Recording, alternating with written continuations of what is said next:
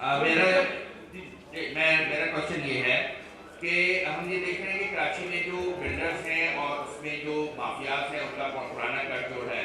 आपके पुराने जो चेयरमैन हैं दोनों वो DIT उसको सामना कर चुके हैं, रेलवे में गिरफ्तारी हो चुकी है उनकी।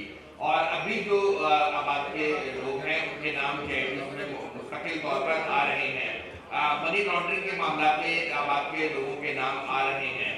तो आप ये समझते कि ये जो वो पूरा है एक गठजोड़ है माफिया का और इलीगल पैसे का जो हाई राइज बिल्डिंग और कंस्ट्रक्शन इंडस्ट्री में इस वक्त मौजूद है, जिसके खिलाफ जो ये बिल्कुल आज की प्रेस कॉन्फ्रेंस नहीं आप इसका बताएं ना। देखिए मेरा क्वेश्चन है, मेरे इसका जवाब देना।